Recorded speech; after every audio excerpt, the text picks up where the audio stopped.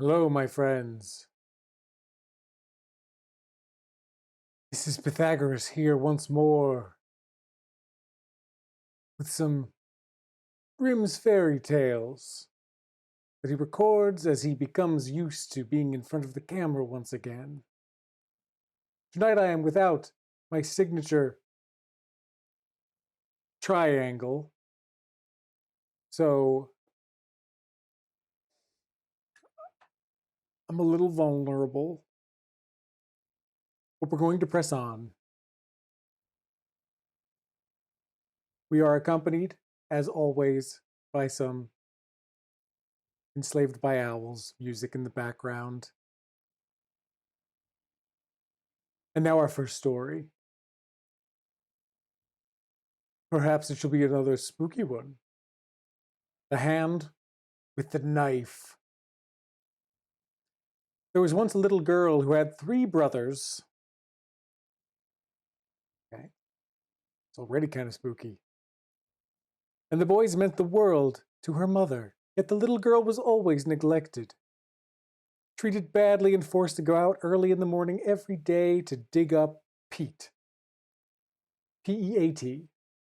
From the dry ground on the heath, which they used for making fires and cooking. To top it all off, she was given an old blunt shovel to perform this nasty work. But the little girl had an admirer, who was an elf, and lived in a hill near her mother's house. Whenever she went by the hill, he would stretch out his hand from the rocky slope and offer her a knife that had miraculous powers and could cut through anything. She used this knife to cut out the peat and would finish her work quickly. Then she would return home happily with the necessary load. And when she walked by the rocky slope, she would knock twice.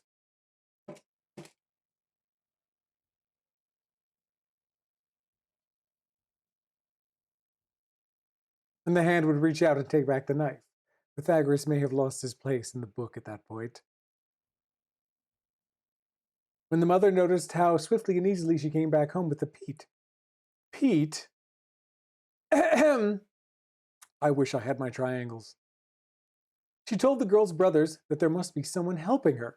Otherwise, it would be impossible for her to complete the work so fast. So the brothers crept after her and watched her receive the magic knife. They overtook her and forced her to give it to them. Then they returned to the rocky slope, knocked the way she had always done, and when the good elf stretched out his hand, they cut it off with his very own knife. The bloody arm drew back, and since the elf believed that his beloved had betrayed him, he was never seen after that. Boys will be boys. And talking of boys, our next story. Well, 'tis the 12 brothers. Once upon a time, there was a king who had 12 children, all boys.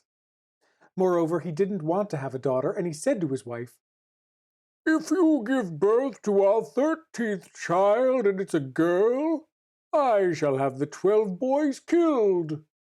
However, if it's a boy, then they'll all remain alive and stay together." The queen thought of talking him out of this, but the king refused to hear anything more about this topic. "If everything turns out like I said, they must die. I'd rather chop off their heads myself than that a girl be among them." Queen was sad about this because she loved her sons with all her heart and didn't know how she could save them.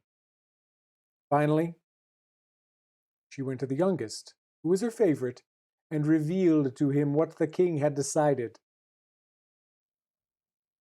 "Dearest child," she said, "go into the forest with your 11 brothers. Stay there and don't come home. One of you should keep watch on a tree and look over here toward the tower. If I give birth to a little son, I'll raise a white flag on top of the tower. However, if it's a little daughter, I'll raise a red flag. If you all see that it's red, then save yourselves. Flee into the wide world, and may our dear Lord protect you. I'll get up every night and pray that you won't freeze in the winter, and are able to warm yourselves by a fire, and then when it's hot in the summer, you could rest in a cool forest and sleep." After she gave this blessing to her sons, they went out into the forest, where they frequently looked toward the tower. One of them had to sit on top of a high tree and constantly kept watch. Soon a flag was hoisted, but it wasn't a white one. It was a blood-red flag that foreshadowed their doom. As soon as the brothers caught sight of it, they all became angry and cried out, "Why should we lose our lives because of a girl?" Then they all swore to remain in the middle of the forest and to keep on their guard, and if a maiden were to appear, they would kill her without mercy. Soon after this, they searched for a cave where the forest was the darkest, and that's where they began to live. Every morning, 11 of the brothers went off to hunt. One of them had to remain home, cook, and keep house. Whenever they encountered a maiden, she was treated without mercy and lost her life. This is how they lived for many years. In the meantime, their little sister grew up and was the only child left at home. One day there was a large amount of washing to do, and among the clothes there were 12 shirts for boys. "Whose shirts are these?" the princess asked the washerwoman. "They're much too small for my father." It was then that the washerwoman told her that she had once had 12 brothers, but they had mysteriously gone away. Nobody knew where because the king had wanted to have them killed. And the 12 shirts belonged to the 12 brothers. The little sister was astonished that she had never heard of her 12 brothers, and during the afternoon, as the clothes were drying and she was sitting in the meadow, she recalled the words of the washerwoman. After giving considerable thought to what she had heard, she stood up, took the 12 shirts, and went into the forest where her brothers were living. The little sister made her way straight to the cave that served as her brother's dwelling. 11 of them were out hunting, and only one of them, who had to cook, was at home. When he caught sight of the maiden, he composed himself and drew his sword. "Kneel down! Your red blood will flow this very second!" But the maiden pleaded, "Dear sir, let me live. I'll stay with you and serve you honestly. I'll cook and keep house." She spoke these words to the youngest brother, and he took pity on her because of her beauty and spared her life. Later, when his 11 brothers returned home and were astonished to find a maiden alive in their cave, he said to them, "Dear brothers, this girl came to our cave, and when I wanted to cut her to pieces, she pleaded for her life so much and said that she would serve us faithfully and keep house that I spared her life." The others thought that this would be a great benefit to them, because now all 12 of them could go hunting, and they were satisfied with this arrangement. Then the maiden showed them the 12 shirts and told them that she was their sister. Indeed, they were all very happy about this, and were glad that they hadn't killed her. Now the little sister took over all the household chores, and when the brothers went out hunting, she gathered wood and herbs, kept the fire going, made up the beds nice and white and clean, and did everything with zeal and without getting tired. One day, when she was finished with all the work, she took a walk in the woods and came to a place where there were 12 large, beautiful, white lilies. Since they pleased her so much, she plucked all 12 of them. No sooner did she do this than an old woman stood before her. "Oh, my daughter," she said, "why didn't you let the 12 budding flowers just stay there? They're your 12 brothers. Now they've been changed into ravens and lost forever." The little sister began to weep and said, "Isn't there any way that I could save them?" "No, there isn't any way in the world, except one that's so difficult you won't be able to rescue them. You must spend the next 12 years without speaking. If you say one single word, even if there's only an hour left, everything will be in vain, and your brothers will die that very moment." Well, the little sister responded by climbing a tall tree in the forest, where she took a place. She wanted to sit there 12 years without saying a word to free her brothers, But it so happened that a king was out riding and hunting in the forest, and as he rode by the tree, his dog stood still and barked. Woof. So the king stopped, looked up, and was very amazed by the princess's beauty. He called to her and asked her whether she wanted to become his wife. However, she remained silent and only nodded a bit with her head. So the king himself dismounted, helped her down from the tree, and lifted her up before him onto his horse. Then he brought her home to his castle. Meanwhile, the princess did not utter one word, and the king thought she was mute. They would have lived happily with one another if it hadn't been for the king's mother, who began to slander the young queen in front of her son. She's a common beggar that you've dug up from nowhere, and she's doing the most disgraceful things behind your back. Since the young queen couldn't defend herself, the king was led astray and finally believed what his mother said. So he sentenced his wife to death, and an enormous fire was built in the courtyard where she was to be burned to death. Soon the queen was standing in the flames that grazed the fringes of her dress. 1 minute was left before the 12 years of her silence would be completed. There was a noise in the air. Cack! And 12 ravens swooped down into the courtyard. As soon as they touched the ground, they became 12 handsome princes, who instantly put out the fire's flames and led their sister to safety. Then she spoke out once again and told the king how everything had happened and how she had to save her 12 brothers. Indeed, they were all pleased that everything turned out so well. Now they had to decide what they should do with the evil mother-in-law. Well, they stuck her into a barrel full of boiling oil and poisonous snakes, and she died a ghastly death.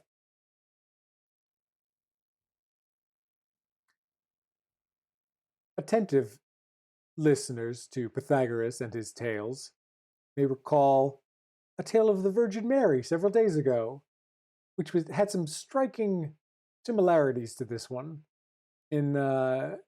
Queens were being burnt, and then everything allegedly turned out okay. In this one, I mean, the evil mother-in-law did get turned into snake food. I'm not quite sure how many of the snakes would survive the boiling oil, since it was a barrel full of boiling oil and poisonous snakes. So, we have one more tale. It's got roosters. It's got hens. And it's called Riffraff. The rooster said to the hen, "The nuts are ripe. Let's go up the hill, and for once, eat our fill of nuts before the squirrel hauls them all away." "Yes," responded the hen. "Let's go and have a good time together." So they went up the hill. And since it was such a bright day, they stayed till evening. Now, I don't know whether it was because they had stuffed themselves too much, or whether they had become too high and mighty, but they didn't want to return home on foot. So the rooster had to build a small carriage made out of nutshells. When it was finished, the hen got in and said to the rooster, "Now you could just harness yourself to it." "No," said the rooster. "You have some nerve. I'd rather go home by foot and let myself be harnessed to this carriage." "No, that wasn't part of our bargain." He clucked. "I'd gladly be coachman instead of the box, but I refuse to pull the carriage." As they were quarreling, a duck came by, quacking, and pouted. "Quack! You thieves! Who said you could come up my quack nut hill?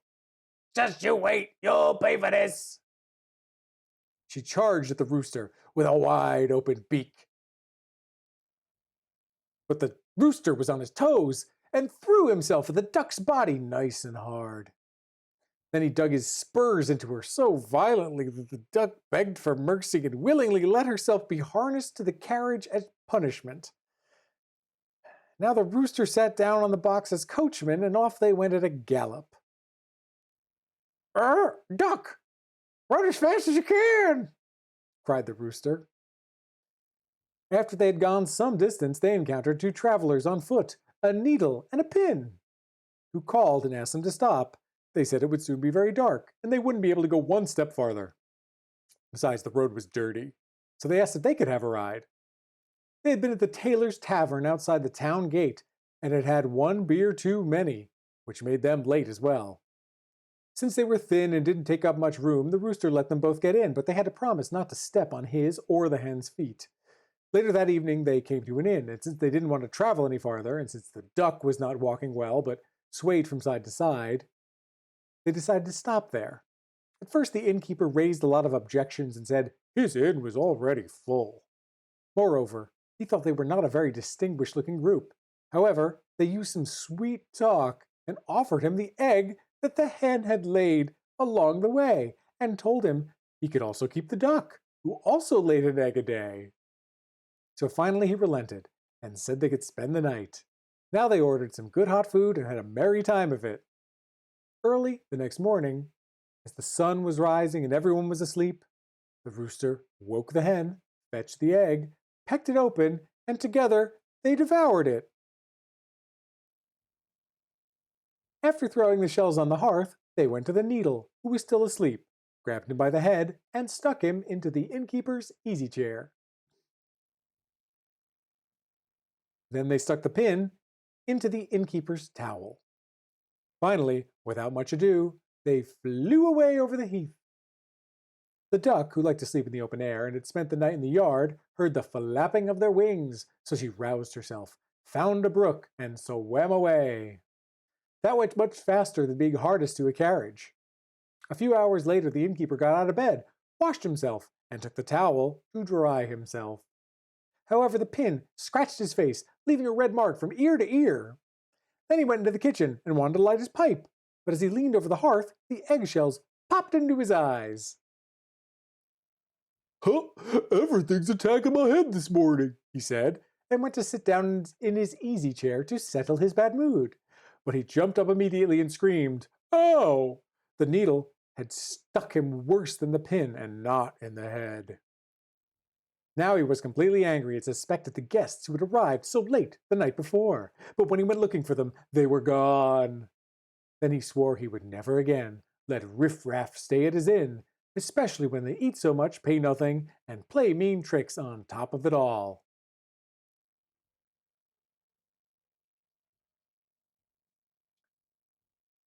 Pythagoras needs time to digest that last story.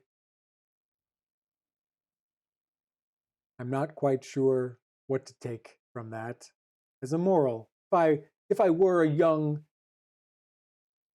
child, a very acute triangle child,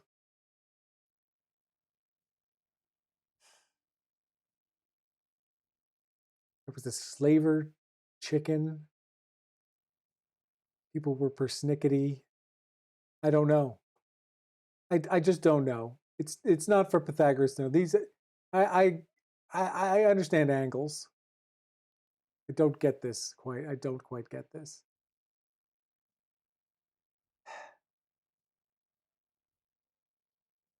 It is time to bid you adieu. Farewell, my friends. There shall be more tales tomorrow. And if my broadcasting software stops freezing, I shall be able to end the stream. Will that happen? It is unknown. Frankly, I may be stuck here forever. Pythagoras is now closing various apps. Maybe it'll work. There's some frames dropping. Who knows what's happening?